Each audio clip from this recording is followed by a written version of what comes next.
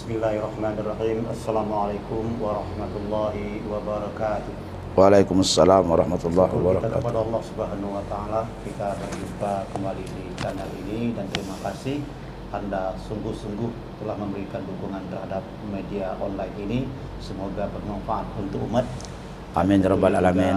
ending kita adalah bagaimana menciptakan manusia terbaik sesuai dengan firman Allah Subhanahu wa taala. Baik, kali ini kita kembali bertemu dengan Ustaz Syahrimal Besos. Segera kita sapa beliau. Assalamualaikum Ustaz. Waalaikumsalam warahmatullahi wabarakatuh. Sehat kan? Alhamdulillah. Ya, semoga apa yang kita laksanakan hari ini dan hari yang akan datang senantiasa diridai Allah Subhanahu wa taala. Amin ya rabbal alamin. Baik Ustaz, saya teringat dengan apa yang pernah dilakukan Rasulullah SAW. Sallallahu alaihi wasallam. Beliau kalau mengangkat pejabat, baik pejabat pusat termasuk juga di daerah, itu biasanya dia lakukan uji kelayakan. Kalau sekarang istilahnya fit and proper test ya. Tidak seperti pilkada seperti itu kan.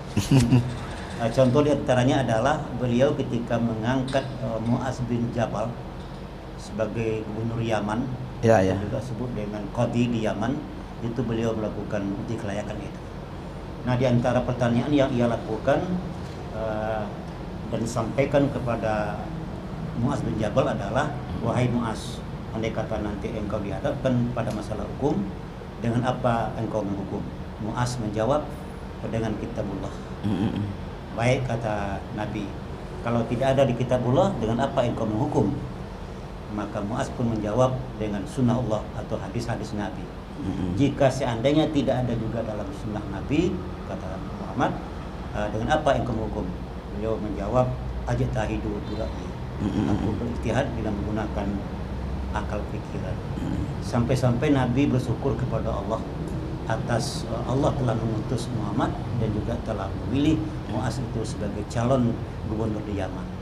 Nah, Ustaz, yang saya tanyakan adalah bagaimana kita bisa memenang merahkan antara pernyataan Mu'az bin Jabal hasil dialog beliau dengan Rasulullah SAW. Silakan.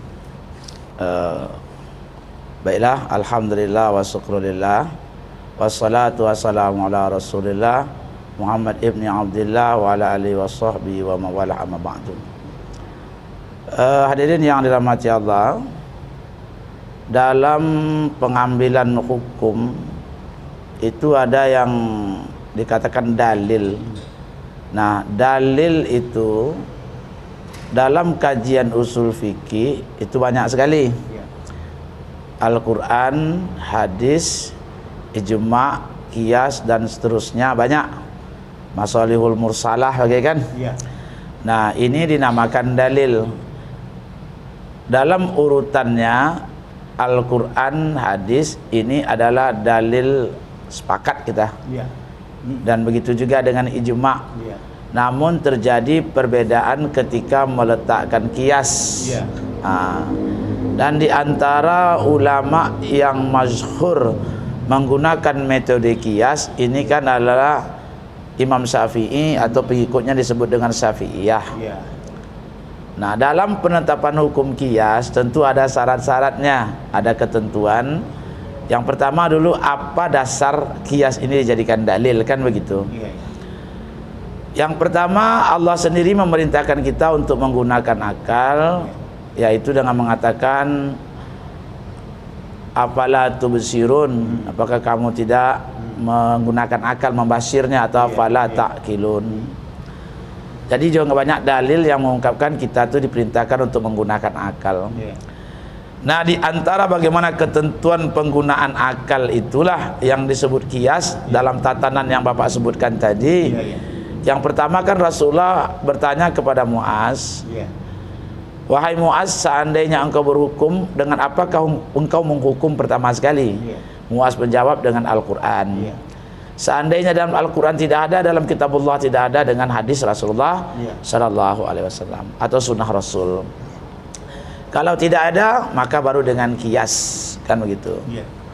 Nah, dari sinilah ulama memahami bahwasanya penggunaan qiyas itu setelah Al-Quran dan hadis.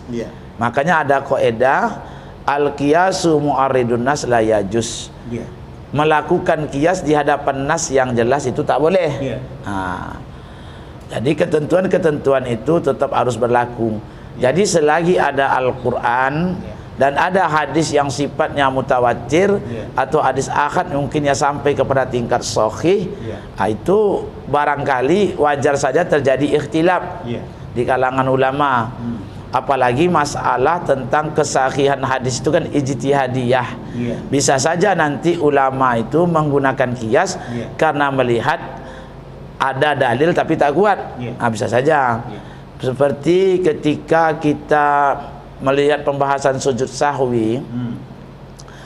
Nah, orang-orang yang berbeda dengan Syafi'iyah nanti dia akan mengatakan sujud sahwi karena tidak ada dalilnya, dia meletakkan subhana rabbiyal a'la.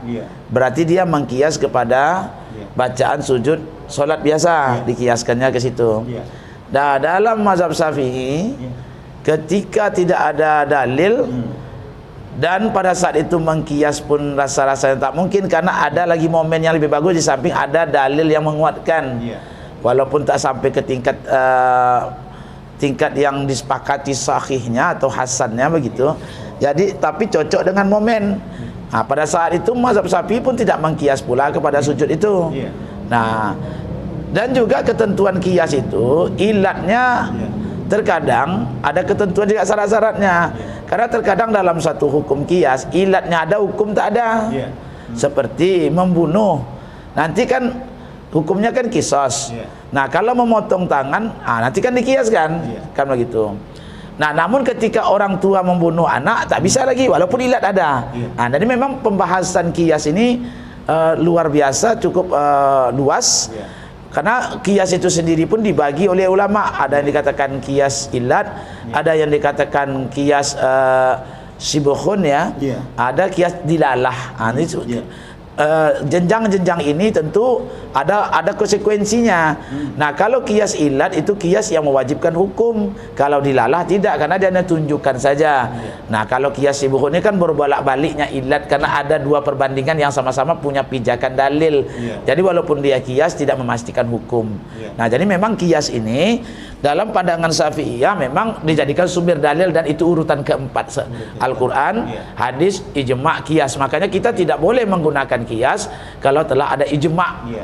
Makanya dalam mazhab Syafi'i ketika telah terjadi ijma' talak battah itu, talak satu majelis dijatuhkan 3, jatuh 3, itu kan ijma' di zaman Umar karena tidak ada yang membantah. Makanya mazhab Syafi'i tidak lagi akan berijtihad di sana, tidak lagi menggunakan akal di sana karena ada ijma'. Jadi akal ini, metode penggunaan akal tidak boleh dilakukan selagi ada Al-Quran, ada hadis, ada ijma'. Seperti itu gambarannya kira-kira Pak Haji. Jadi artinya kita hidup itu arahnya ke kias ya.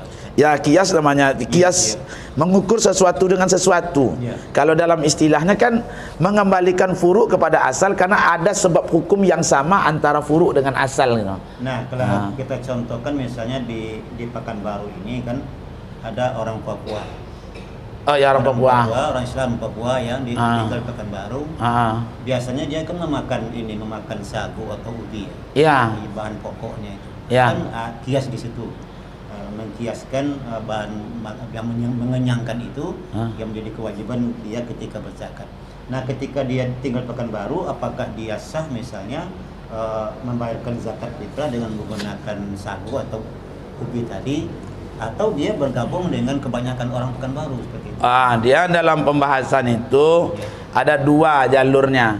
Satu, penetapan hukum tentang kewajiban zakat fitrah.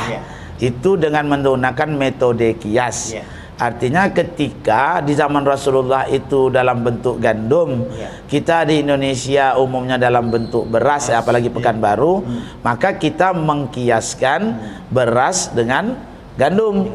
Karena ada ilat yang ada di antara keduanya, yaitu yang mana itu termasuk makanan pokok, dan termasuk juga jual beli yang bisa diribawi kan. Iya. Kan begitu, ada ilat yang persamaan antara furu' hukum cabang perkara belakangan dengan hukum asal, yaitu hukum yang ada dalilnya kan begitu.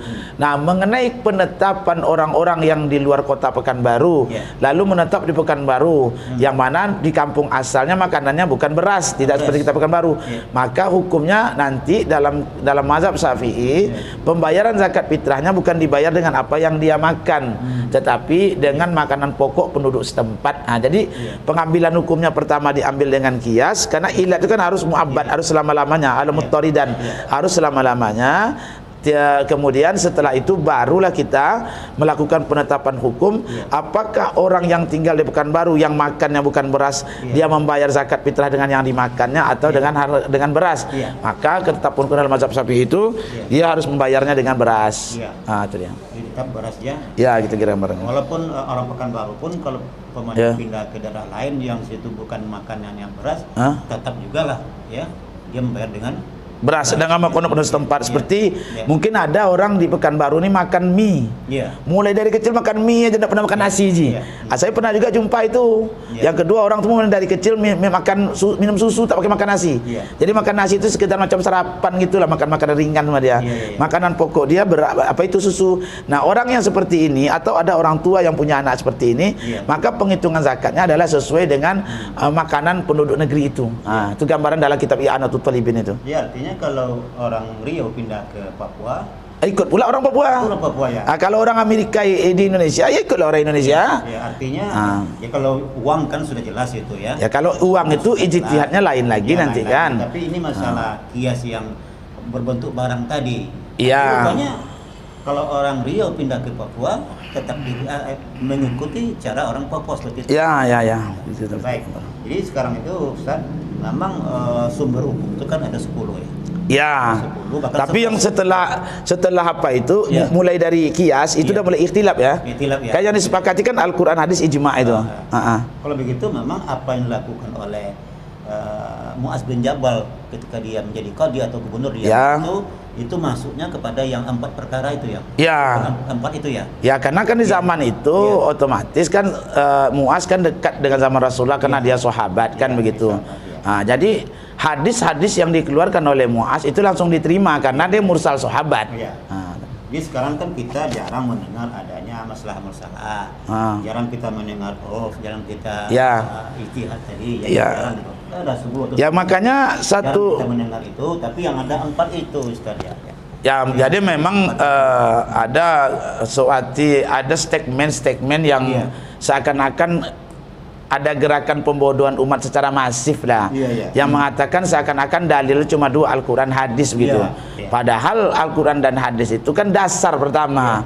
Nah, nanti pengembangannya nanti kan ada dalilnya, karena semuanya merujuk kepada dalil, karena kaidah fikih pun dari dalil gitu, dari Al-Quran dan hadis. Kalau ijtima' ulama itu di mana posisinya itu Ustaz? Nah, itu kan nanti pembahasannya adalah ketika orang kan tidak ada lagi yang bisa berijtihad, maka terjadilah berkumpul mereka membahas hukum, terjadilah ya seperti ijma' lah. Seperti ijma', tapi kalau ijma' itu nanti kan kali ini kan sengaja berkumpul dia tuh.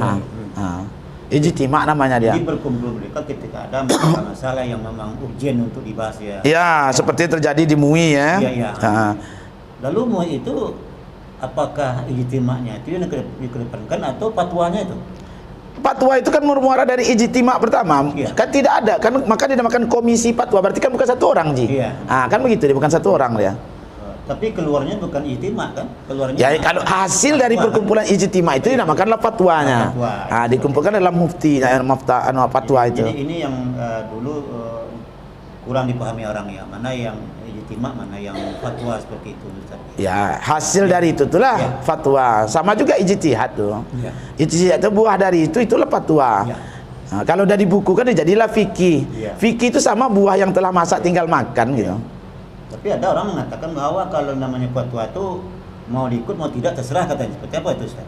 Tergantung, kalau yang bicaranya mungkin levelnya doktor boleh saja. Tapi kalau level Anda masih cuma hadir masjid dengan pengajian, sombong sekali Anda gitu. Siapa Anda memangnya bisa kembali kepada Al-Quran hadis langsung? Kan begitu. Ya, artinya itu tetaplah kita mengacu. Logikanya begini Pak Haji. Kalaulah Imam Bukhari ahli hadis saja masih bermazhab untuk kehati-hatian dalam agama, apalagi kita kan gitu. Jadi yang paham tidak bermazhab itu memang kata siapa? Kata Ramadan siapa? Said Ramadan Al-Butiseh itu dia mengatakan di antara pemahaman tidak bermazhab itu adalah bid'ah paling bahaya. Nah, itu berbahaya itu karena orang tidak langsung bisa kembali ke Al-Qur'an dan hadis, tak bisa. Jadi artinya sudah ada sumber hukum Al-Qur'an, kan hadis, ijma, qiyas. Dan juga ada ijtihad yang bermuara pada fatwa. Ada juga yang tak mengakui itu. Bagaimana ini, ya kan? Ya kalau dia tak mengakui terserah saja kan. Yang jelas kita mengikuti apa yang telah diatur oleh ulama. Makanya seorang mujtahid dalam kajian usul fikih itu kan nanti akan ada pembahasan itu. Mujtahid kan itu syarat-syarat mujtahid kan ada. Makanya seorang mujtahid harus hafal Quran agar jangan sampai fatwanya melanggar Al-Quran. Dan dia harus hafal sekian puluh ribu bahkan ratusan ribu hadis mungkin ya. Tingkatan ilmu hadisnya sampai kepada Al-Hafiz kan begitu. Sehingga dia ketika berfatwa tidak melanggar hadis dan dia harus mengetahui seluk-beluk ijma agar ketika dia mengeluarkan fatwa, mengeluarkan qiyas, mengeluarkan ijtihad tidak berhadapan dengan ijma kan begitu, Ji. Jadi sejatinya bahwa hasil-hasil ijtima yang kesimpulannya adalah fatwa ulama itu mestinya disosialisasikan ya Ustaz. Ya sebetulnya iya, tapi kan pada prinsipnya MUI punya fatwa tapi tidak punya hukum positif kan begitu. Jadi kalau misalnya fatwa itu dikeluarkan pula dalam bentuk instruksi presiden kan bagus juga ya Ustaz. Oh iya, itulah gunanya kita mencari pemimpin itu. Negara kita bukan negara Islam, tapi bagaimana kita bisa menghasilkan orang di legislatif itu banyak yang Islam, agar jadi aturan-aturan dalam agama kita bisa diperdakan. Seperti pengakuan terhadap keturunan, ada akte kelahiran kan begitu. Itu pentingnya. Itu sudah oke itu Ustaz ya. Ini kan yang belum itu. Kalau kompilasi hukum Islam itu sudah, kan sudah kita bahas. Yang belum itu kan PR kita, Ji. Ini yang fatwa ini yang belum. Yang belum itu PR kita. Itulah gunanya. Itu masuk ke ranah. Ya pandai-pandai kita lah bagaimana intinya negara kita bukan negara politik, tapi kita bisa berjuang melalui politik kan gitu. Baik, clear Ustaz ya. Oke, sip. Jadi jelas bahwa apa yang dilakukan oleh Rasulullah itu merupakan sesuatu yang memang harus kita ikuti, kita laksanakan. Kita perlu memang apa yang dilakukan oleh para ulama kita harus direspon oleh pemerintah untuk hukum positif ya Ustaz. Terima kasih Ustaz ya. Oke. Sudah penonton, demikian sedikit bincang saya dengan Ustaz Sahimar tentang hasil dialog daripada Rasulullah dengan Mu'adz bin Jabal ketika beliau akan mengangkat sebagai gubernur Yaman. Ternyata memang apa yang dilakukan oleh Rasulullah itu memang patut kita amalkan sebagai salah satu sumber hukum Islam di negeri kita. Baik, terima kasih atas perhatian saudara. Kita berpisah untuk jumpa lagi di lain kesempatan. Billahi taufik wal hidayah. Wassalamualaikum warahmatullahi wabarakatuh. Waalaikumsalam warahmatullahi wabarakatuh.